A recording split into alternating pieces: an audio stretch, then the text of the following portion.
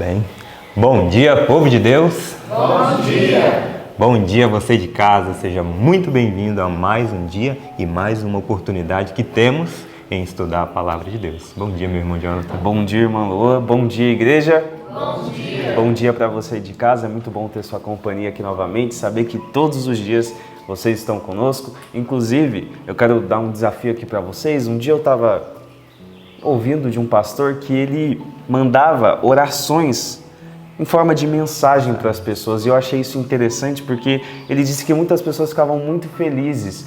E aí eu vou deixar um desafio para você: faça uma oração e comente aqui nos comentários dessa oração. Pode pedir alguma coisa, agradecer tudo que Deus fez pela sua vida e comente uma oração aqui também, igual nós vamos fazer agora para começar o nosso culto a Deus, não é? Então, de muita importância é orarmos ao nosso Pai, não é? sim. E agora todos nós vamos ter a oportunidade de orar, inclusive você aí também de casa comentando aqui. Então, Amém. Vamos nos ajoelhar? Vamos colocar de joelhos? Sim. Querido Deus, nós louvamos o Teu nome, Pai, por tudo que o Senhor tem nos dado.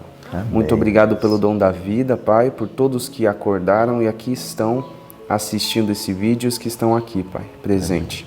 Em nome de Jesus, abençoe este estudo, que todos nós possamos estar focados, Pai, que possamos aprender mais sobre Tua vontade e sobre Tua palavra. Em nome de Jesus, que os Teus santos anjos cuidem de nós, do nosso coração e da nossa mente. Em nome de Jesus é o que eu te peço e te agradeço, Pai. Amém. Amém, Deus. Amém por isso, né? Bendito seja o nome do Senhor. Meu irmão Jonathan, eu tenho certeza que Deus ouviu a sua oração. Nós agora estávamos ajoelhados e nos levantamos. E ao nos levantarmos, nós não levantamos iguais. Porque nós não permanecemos os mesmos quando nós nos ajoelhamos e oramos ao nosso Pai. Se temos a certeza de que Deus nos ouve, de que Ele fará aquilo que a gente pediu, se estiver de acordo com sua vontade, o nosso levantar não pode ser igual, né? Então, bendito seja Deus, porque Ele jamais dispensará ou desviará qualquer oração feita ao nome dEle. Bendito seja o Senhor por isso. Ele ouve todas as orações. E nesse momento, nós vamos louvar ao nosso Deus, porque louvar a Deus faz parte da nossa adoração ao nome dEle. E o hino que vamos louvar é o hino de número 196. E ele tem um título muito interessante, que é Ao Jesus me tomar pela mão. Eu me lembrei de quando eu era criança. Quando eu ia atravessar alguma rua e ficava com medo, eu sempre me lembro que eu pegava na mão da minha mãe ou do meu pai, e isso me dava confiança, isso me dava vontade, e eu não ficava mais com medo. E assim é quando nós pegamos na mão do nosso Deus, na mão do nosso Jesus, porque temos a confiança no nosso Pai. Ele sempre tem cuidado de nós. Nosso Deus nos ama. Vamos louvar ao nome dEle? Vamos. Então vamos juntos? O hino de número 196. Ao Jesus me tomar a mão.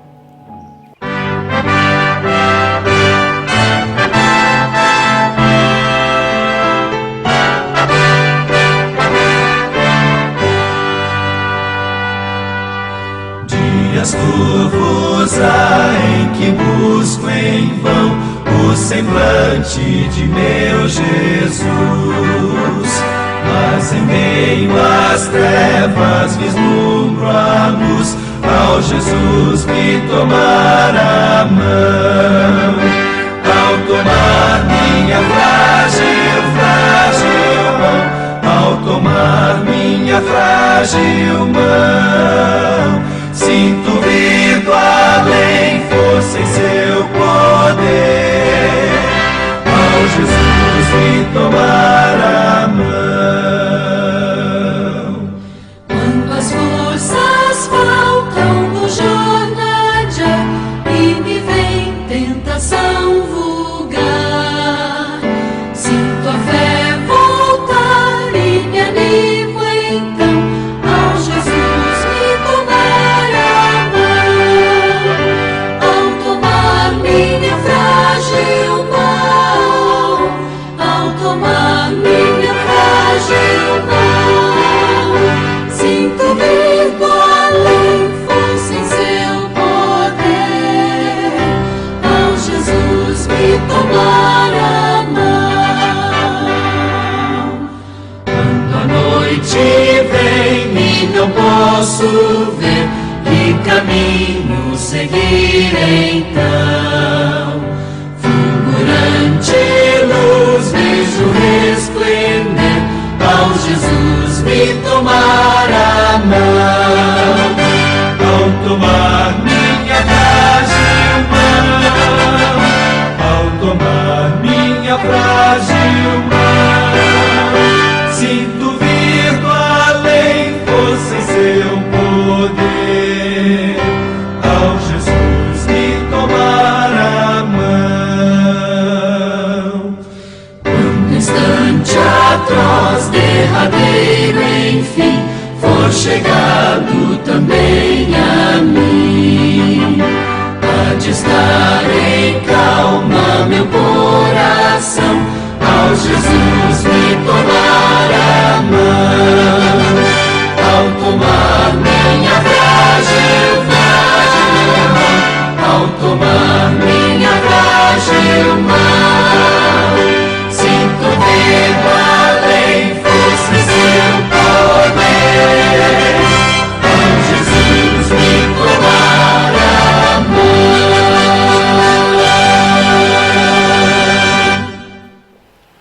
Amém. Bendito seja Deus por isso. Olha que coisa linda. Tenha fé em Deus se o sonho se desfaz. Tem fé em Deus, porque Ele tudo pode fazer por nós. Amém. Sinto a fé voltar e me animo então ao Jesus me tomar a mão. Que possamos sempre ter essa mão, né? Segurar firme na mão dele, porque sempre seremos animados a continuar, né? Verdade, eu lembro quando eu era criança, o irmão Lua aqui comentou que ele segurava na mão da mãe dele, e eu lembro que eu gostava de fazer tudo sozinho. Eu não queria que minha mãe ficasse me ajudando. Inclusive ir para a escola, atravessar a rua, eu queria tudo fazer sozinho. Eu não tomava na mão dela, eu queria fazer sozinho. Sim. E quando a gente cresce, a gente acha que a gente não precisa mais dos pais. Mas a gente, quando amadurece, nós vamos segurar na mão só que do nosso Pai Celestial. Porque isso mostra que nós dependemos dele. 100% E dele. que você possa tomar a mão de Deus. E agora, nesse momento, nós vamos Para os nossos versinhos, né? Vamos decorar a palavra de Deus. E o texto é João, capítulo 16, versículo 15. Muito bem. E você que está em casa, por favor, não fiquem sem abrir sua Bíblia e buscar o versinho e procurar decorar. É muito importante decorar a palavra de Deus, né? Verdade. Quando guardamos a palavra de Deus no nosso coração, né? Isso nos livra de pecar contra nosso Deus, que nós amamos tanto. E a gente quer agradar as pessoas que a gente ama, né? Sim. E com certeza Deus se agrada quando nós decoramos a sua palavra, né? E assim, quando a gente estiver no deserto, assim como o nosso Jesus esteve, nós podemos falar, está escrito. Bendito seja o nome de Deus por isso. Então você aí de casa, acompanhe com a gente. O verso se encontra lá no capítulo 16 de João, versinho 15. Isso. Vamos juntos no 3? 1, 2, 3. João 16, 15. Tudo quanto o Pai tem é meu. Por isso vos disse que há de receber do que é meu, e vou há de anunciar. João 16, 15. João 16, 15. Tudo quanto o Pai tem é meu. Por isso vos disse que há de receber do que é meu, e vou há de anunciar. João 16, 15. João 16, 15. Tudo quanto o Pai tem é meu. Por isso vos disse que há de receber do que é meu, e vou há de anunciar. João 16, 15. Amém. João 16, 15. Tudo que o Pai tem, Ele nos entregará e nós anunciaremos, né? Bendito seja Deus. E nós somos chamados a anunciar a palavra dele, né? Diz que nós somos missionários. Amém. Amém por isso. E você aí de casa também é chamado a ser um missionário. Possa ser que você não esteja aqui na escola de profetas, estudando com a gente, né? Na turma de Jonathan ou na minha turma, mas você pode ser um missionário quando você compartilha esse ano bíblico a outras pessoas. Saiba que um vídeo pode alcançar uma pessoa que esteja precisando naquele momento. E ao ouvir a palavra de Deus, ela possa ter sua vida transformada. E muitos têm entregado a vida a Jesus através desse trabalho, desse ministério, que é o do ano bíblico, nas redes sociais, no YouTube, as formas que temos de pregar o Evangelho através dos vídeos.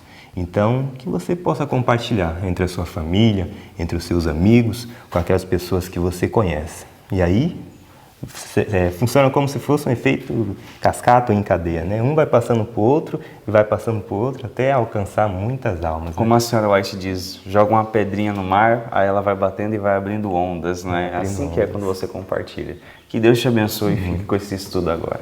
Amém.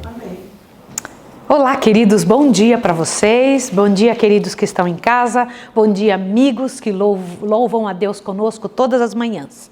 Neste momento nós vamos nos ajoelhar, agradecendo a Deus pela chance de estarmos vivos e porque vamos estudar o capítulo 70 do livro Patriarcas e Profetas. Percebeu quanto você já leu esse ano?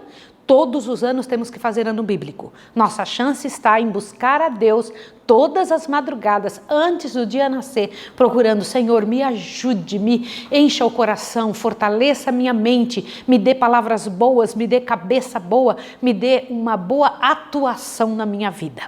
Vamos juntos orar agora, pedindo a Deus que nos abençoe no estudo? Vamos lá.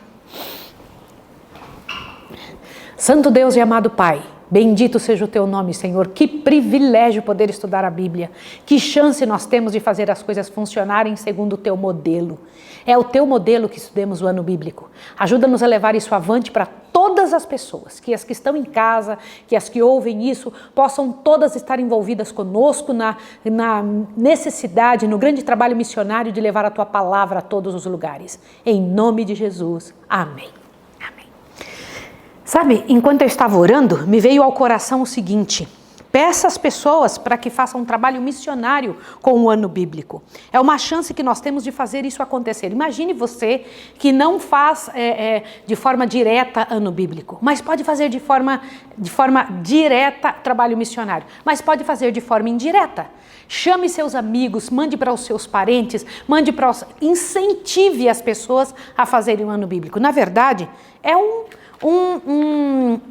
estudo bíblico, todos os dias um estudo bíblico da Bíblia inteira durante o ano, tá bom? Não são só pontos estudados, a Bíblia toda é estudada.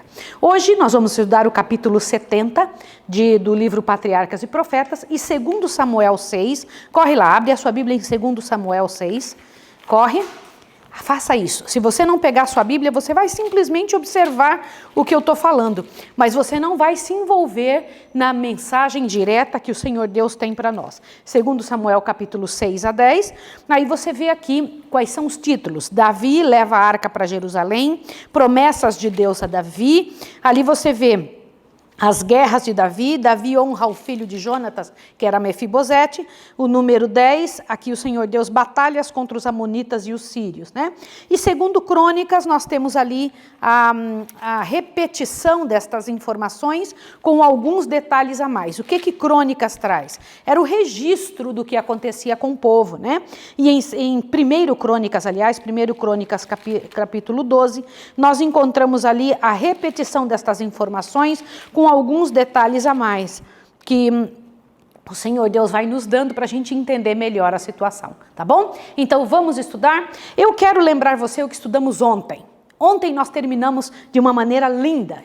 Davi tinha sido colocado no trono e finalmente Israel tinha um rei escolhido por Deus. Olha só, colocou-se na fronte o diadema e estava terminada a cerimônia de coroação. Eu estou lendo o último parágrafo do capítulo 69. Diz assim: Israel tinha um rei de indicação divina.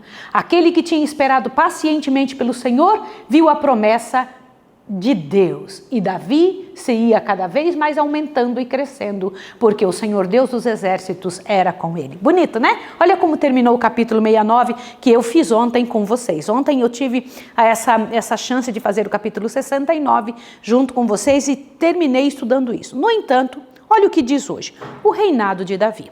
Davi estava escolhendo um local para ser a capital do reino dele, né? Então ele escolheu um local que era estabelecido por aquele povo que não prestava ao Senhor. Estabelecido não, onde vivia um povo que não cuidava das coisas de Deus. Este povo que não cuidava das coisas de Deus botou o nome desse local de Jebus, né? Mas Davi tinha, por inspiração divina, escolhido este local especial, que era a antiga residência de Melquisedeque. Lembra disso? Lembra daquele rei de Salém? ele estava indo para Salém, para ser lá em Salém o local da capital do reino. E então Davi conquistou este local e teve então a oportunidade de fazer daquele local a capital do reino, que passou de Jebus, que era o nome que os ímpios tinham dado, antes era Salém, então agora passa a ser Jerusalém, tá bom? Jerusalém então se tornou a capital do reino, né? E Hirão, rei da magnificente cidade de Tiro, era uma tremenda de uma cidade, uniu-se a Davi e mandou muita quantidade de ouro, quantidade de madeira, de pedras preciosas, de material muito bom, para que Davi pudesse estabelecer a grande cidade. Gente, não pensem que era coisas pequenas, não pensem em Hollywood agora, não pensem nestas impressões que os filmes nos dão. Era muito maior. Irmãos, eram tão grandes as construções, eram tão perfeitas, tão cobertas de ouro, era tanto dinheiro que você não imagina. O rei de Tiro mandou então para Davi essa quantidade de informações. Agora deixa eu comentar um detalhe com você.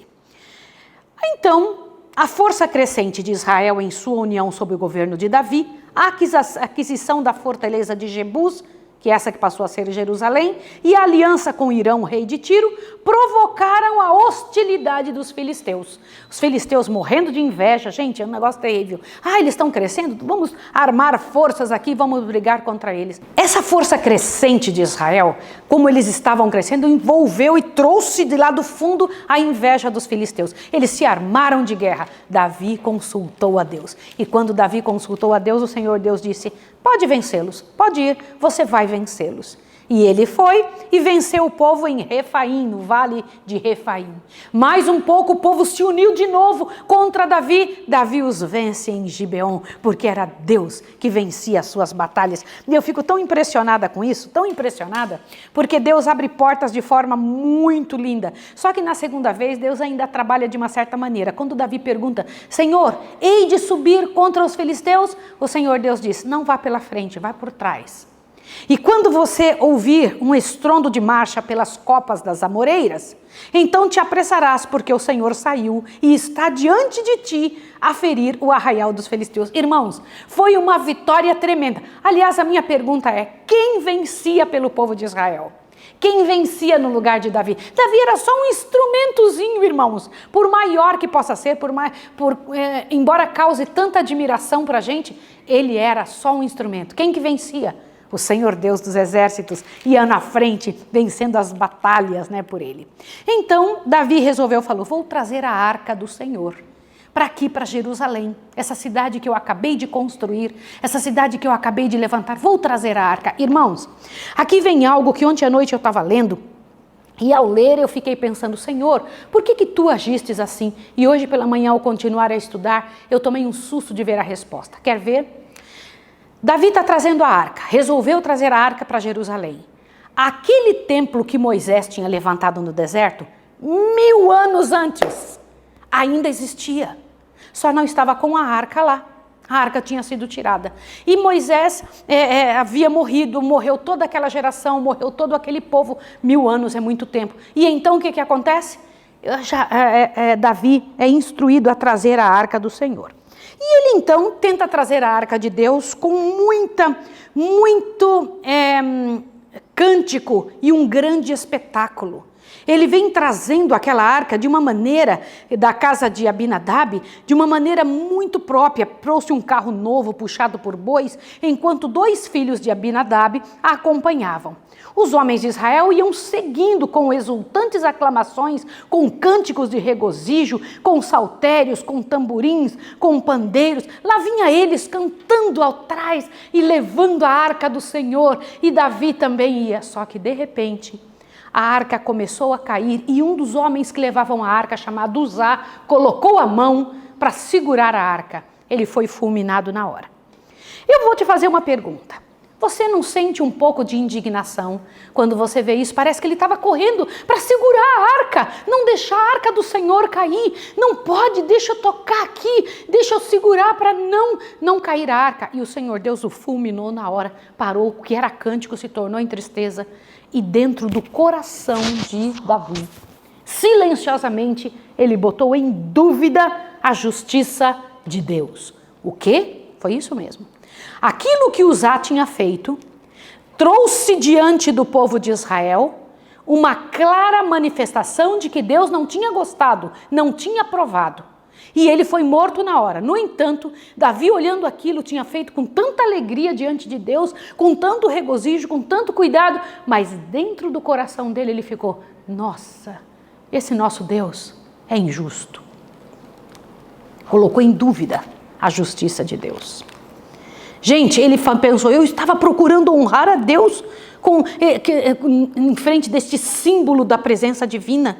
Porque, pois, havia sido aquele terrível juízo enviado para mudar a ocasião de alegria em dor e lamentação?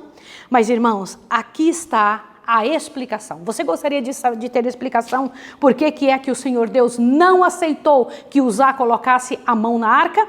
Aqui vem algo impressionante que eu tomei um susto ao ler. E eu agradeço muito a Deus por ter me mostrado isso. Irmãos, o Senhor Deus quer que você também entenda. Te assuste agora nessa parte. Vamos lá? Diz assim: a sorte de Uzá foi um juízo divino pela violação de um mandato explícito. O quê? O que foi que você acabou de ouvir? A sorte de Uzá, a morte. A repreensão de Deus sobre ele foi a morte. Por quê? Porque havia um mandamento explícito contra essa situação. Olha bem, por meio de Moisés, o Senhor dera instrução especial com relação ao transporte da arca.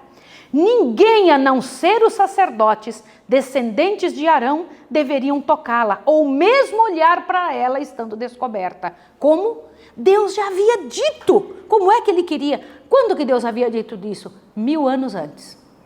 Irmãos, às vezes a gente pode pensar assim: ah, mas a ideia de Deus caducou, ele esqueceu, ele não se importa. O que tem? Não precisa tudo isso. Olhe bem, Deus tinha dado uma ordem 1000 anos antes. Continua. A instrução divina era: os filhos de Coate virão para levá-lo, mas no santuário não tocarão para que não morram. Os sacerdotes deviam cobrir a arca e então os coatitas deviam carregá-la pelas hastes, as quais eram colocadas em argolas de cada um dos lados da arca e nunca se removiam. Aos gersonitas e meraritas, que tinham o seu cargo as cortinas, as tábuas e as colunas do tabernáculo, Moisés deu carros e bois para o transporte daquilo que lhe era confiado. Mas aos filhos de Coate nada deu, porquanto a seu cargo estava o santuário e os levavam aos ombros. Números 7 e 9. Agora te assusta, abre bem seu ouvido. Assim, no trazer a arca de Kiriat Jearim, houve uma desatenção direta e indesculpável às determinações do Senhor. Merecia a morte. Ei, peraí, mas você pode dizer assim: mas Maísa, o povo que estava lá antes, os filisteus, tinham tocado na arca, tinham se envolvido com a arca e não tinha acontecido nada. Irmãos, também tem uma explicação para isso. Uma coisa é o povo de Deus desatendendo o que Deus pede. Outra coisa é um povo que não tem nada a ver com Deus e que nem sabe das ordens de Deus tocando na arca. Você entende a diferença? Olha o que diz aqui.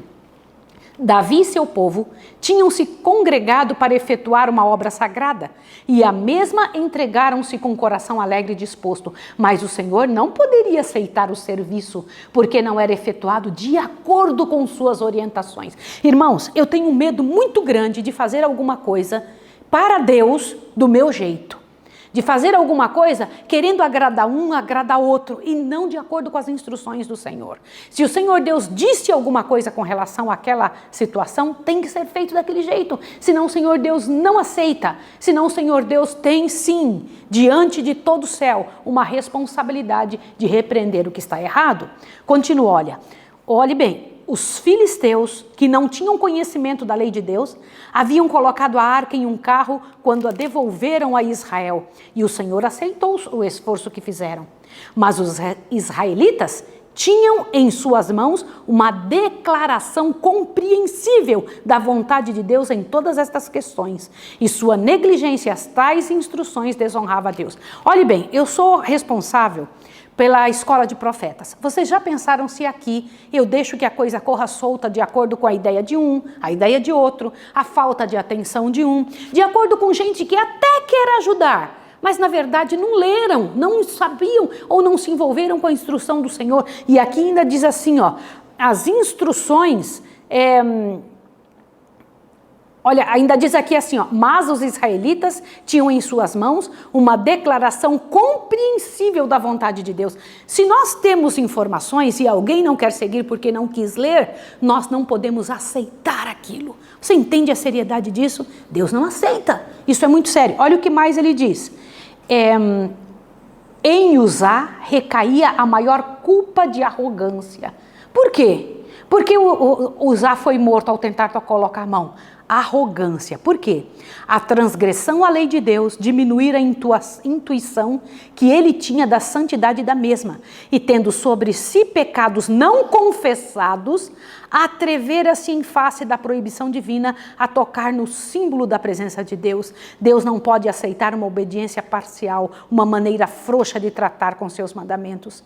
Então quer dizer que Uzá estava trabalhando nas coisas de Deus com pecados não confessados? Sim. E por isso o Senhor Deus, ao ele tocar na arca, recaiu sobre ele a responsabilidade. E o que isso causou?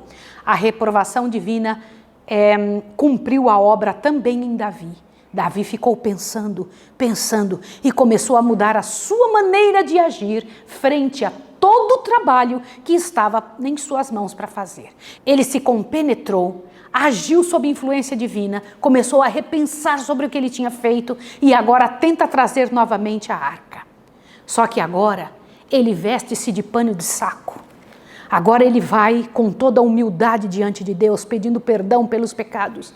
Agora Davi vai diante do Senhor com um cuidado muito grande, com um júbilo imenso, e todo o povo de Israel concordando, tendo feito confissão dos seus pecados, e vem trazendo a arca, Ele vem trazendo a arca com danças, com cântico. Algumas pessoas dizem, viu, Davi dançou. Ontem mesmo alguém me mandou de manhã cedo a imagem de duas criancinhas dançando na frente de uma televisão com uma música de fundo. Davi dançou, eu também danço perante ao Senhor. Só que o que eles não sabem, e as crianças pulavam na frente da televisão dizendo, Davi dançou, eu também danço. Deixa eu comentar uma coisa com você. A dança que Davi fez não tem nada a ver com as danças que temos hoje.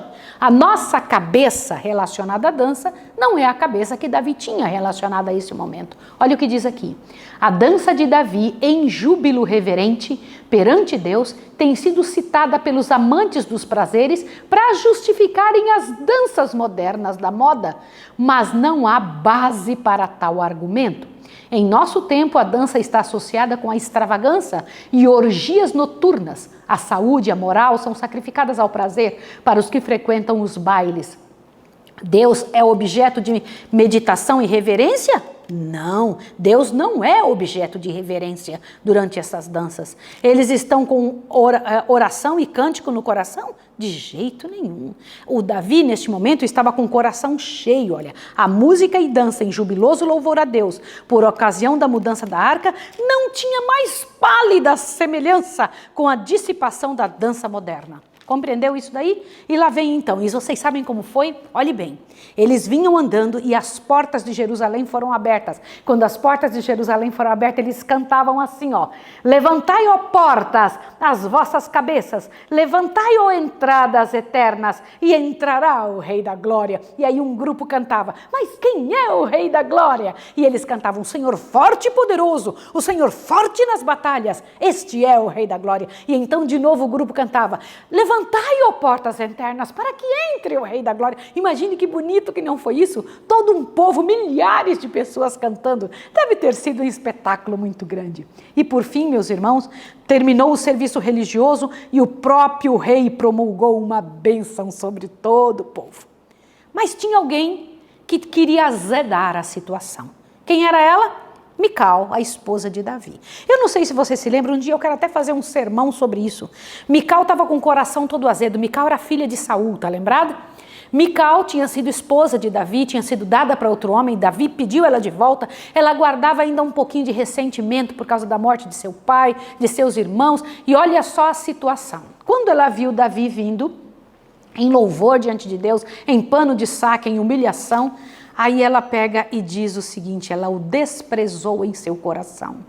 Na amargura de sua paixão, ela não pôde esperar a volta de Davi ao palácio, mas saiu ao seu encontro. Olha bem, e a sua amável saudação derramou uma torrente de palavras amargas.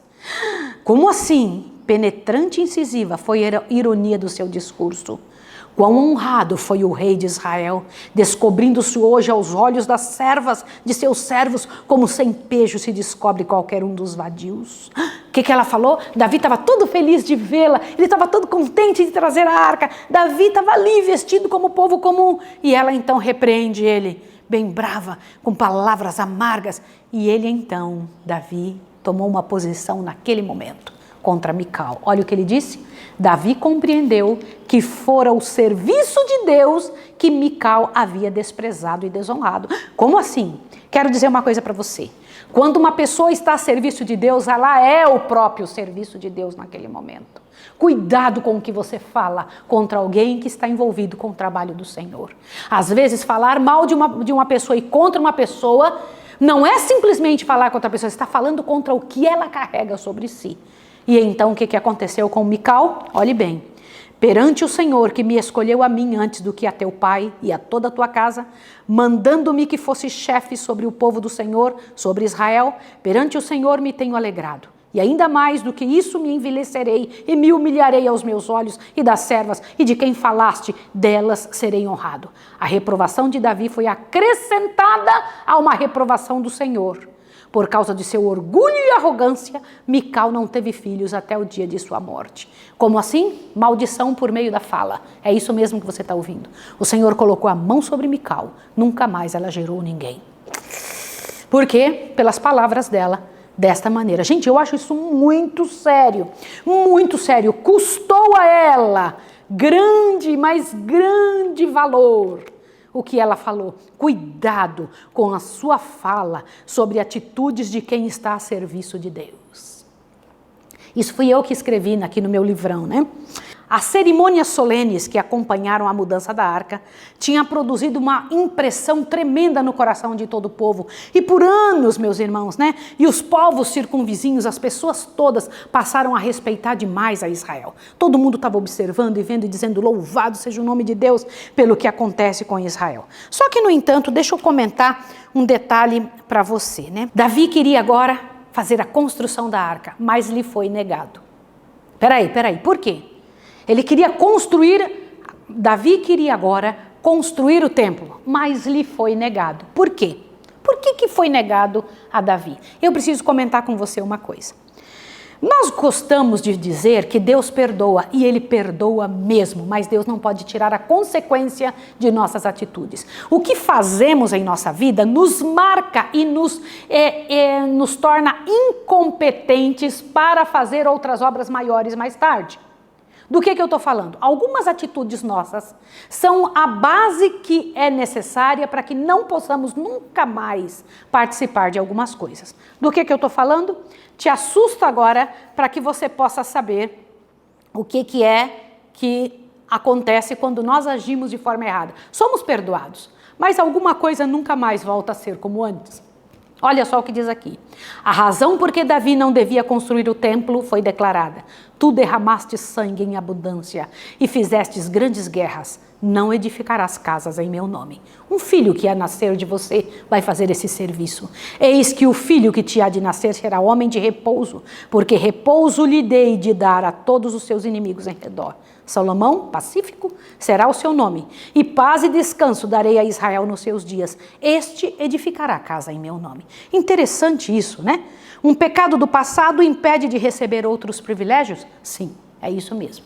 Você é perdoado, mas nunca mais vai poder envolver-se de alguma forma naquilo que poderia ser a sua vida se você não tivesse tomado essa posição. Entendeu? Aquilo que fazemos pode mudar completamente nossa história de futuro. E ainda mais, eu preciso comentar uma coisa com você. Algumas pessoas querem fazer aquilo que Deus não pediu que elas fizessem. Querem por causa do status, querem porque querem se sentir especiais, querem porque de alguma forma querem mostrar que Deus as chamou. Mas quando Deus não te chamou, você não tem que fazer alguma coisa. Olha o que diz aqui. Muitos se apegam com desesperada energia às responsabilidades que são incapazes de assumir. E vão se esforçando por cumprir uma obra para a qual não estão preparados, enquanto aquela que podem fazer continua negligenciada. É por causa desta falta de cooperação de sua parte o trabalho maior é impedido e frustrado. Como assim? Pessoas que não foram preparadas para certos trabalhos não devem estar envolvidos naquilo. Hoje em dia, por causa dessa questão de ter ministérios, uma multidão de pessoas querem fazer um ministério e não estão prontas para isso. Não foram chamadas por Deus para esse trabalho. E isso é uma coisa importantíssima você pensar. Tem que organizar a mente assim. E outra, exatamente porque Deus não chamou algumas pessoas para um trabalho, elas não ajudam outras que podem fazer esse trabalho a fazer. Elas ficam tão enciumadas, tão chateadas, falam, não vou ajudar ninguém, já que eu não faço, não vou ajudar. Essa não é o espírito que Deus espera que aconteça. Outro detalhe interessante para a gente terminar, Davi então tinha prometido que toda a família de Saul seria honrada. Ele procurou, ainda existe algum filho de Saul que eu possa honrar? Mefibosete. Mefibosete ainda vivia, mas Mefibosete tinha uma ideia muito ruim de Davi. Ele pensava assim, ó, por causa de fofoca, né? Pura fofoca dos outros, como a fofoca é uma miséria, né? Por causa da fofoca, Mefibosete tinha pensado que Davi não valia nada. Davi manda chamar Mefibosete, dá todos os bens, herança, tudo que tinha de Davi, dá tudo para Mefibosete, ainda diz, pode vir comer na minha mesa. E por causa disso, por ver essa disposição bondosa de Davi, Mefibosete se tornou amigo de Davi. Olha que coisa boa, né? Como é que a gente quebra uma impressão ruim? Como é que a gente quebra um coração ruim? Sendo bondosos. Como é que a gente quebra um coração que está lá todo quebrado com pensamentos ruins? Sendo bondosos, né? No seu ato de cortesia, outro detalhe interessante, preciso comentar um detalhe. Davi também tinha prometido que um dos reis dos filisteus, né, Naás, você se lembra de Naás? Nós estudamos a respeito dele, que abrigou Davi quando ele estava fugindo de Saul. Naás morreu. Só que o filho de Naás, então recebeu de Davi um grupo que foi como embaixador de Davi, dizer ao povo de Naás que tinha morrido, Davi se sente condoído, lembra-se de tudo que vocês fizeram por ele, estamos aqui para dizer que somos amigos, estamos juntos e nos sentimos condoídos pela morte de Naás. Mas alguns do grupo ali, entre os que eram dos filisteus, viraram para o filho de Naás e disseram, Davi não gosta de você não. Eles vieram aqui para espiar a terra, faz guerra contra eles. Sabia disso? Que ideia do inferno, né? Quando Satanás domina a mente dos homens, ele desperta a inveja e as suspeitas que levarão mal mesmo às melhores intenções. Cuidado com intenções erradas, cuidado com más suspeitas, Os conselheiros errados de Naás, dali do povo de Naás, que tinha acabado de morrer, os conselheiros errados insistiram para que fizesse o mal. Dando ouvidos a seus conselheiros, Anum, que era filho de Naás, considerou os mensageiros de Davi como espias e os cumulou de escárnio e insulto. Que situação! Aos amonitas fora permitido executar os seus maus propósitos de coração, sem serem restringidos nisto, a fim de que pudesse revelar-se a Davi o seu verdadeiro caráter. Não era da vontade de Deus que Israel entrasse em aliança com um traidor povo gentil. Aí o Senhor Deus tinha permitido aquilo para Davi ver, olha, esse povo aí, embora eles tenham atendido você, não são gente boa. Imagine isso. Não são gente boa, não vale a pena isso. Irmãos queridos, isso é coisa muito séria, muito delicada. Mas o Senhor Deus deu paz a Israel por longos anos. E ele pôde então falar o Salmo 20. O que o Salmo 20 diz? O Senhor, Davi sempre trazia, em vez do pessoal louvar a ele voltava para Deus e dizia, foi Deus que venceu as nossas guerras, foi Deus que fez as coisas grandiosas, foi Deus que abriu as portas para nós. Irmãos queridos, mas, para terminar o nosso assunto, o reino de Israel havia agora atingido a sua extensão e o cumprimento da promessa a Abraão. O Senhor Deus tinha dito para Abraão, olha, desde essa parte até aquela outra, lá em trilhões de locais, eu vou dar para você e a sua descendência. Neste momento, com Davi, o povo tinha recebido o cumprimento dessa promessa. Mas, infelizmente, algo estava espreitando, rodeando a vida de Davi. Bem na hora em que ele estava super bem ajustado, em que ele tinha tido paz, que tudo estava certo, no meio de toda essa prosperidade, emboscava-se um perigo.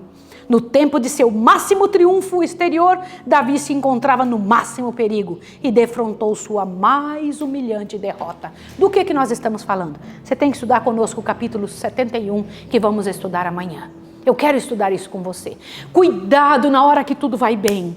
Cuidado na hora que você se sente em pleno vigor, em pleno poder, que parece que você não precisa de nada. Cuidado nessa hora em que tudo está indo bem, Satanás espreita, Satanás está ali. Peraí, que agora eu vou te lançar numa emboscada, vou preparar uma armadilha para você. Como precisamos de Deus. Eu vou orar agora com você. Vou clamar ao Senhor contigo e vou pedir ao Senhor que te ajude e ajude a mim. Nós precisamos dessa força do Senhor, precisamos da ajuda de Deus. Na hora de maior prosperidade é nossa hora de maior e mais profunda dificuldade. Nós precisamos da força de Deus, precisamos do poder do Senhor, precisamos que Ele alerte os nossos sentidos. É agora a nossa chance. Vamos orar juntos? Vamos lá? Santo Deus e amado Pai, eu lhe imploro em nome de Jesus, não permita que nossa casa sofra essa desgraça como sofreu a casa de Davi.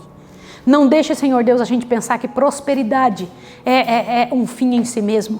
Nós dependemos de Ti, ajuda-nos a não descansar de nossa labuta, de nossa busca a Ti, até o dia de Jesus Cristo voltar nas nuvens dos céus.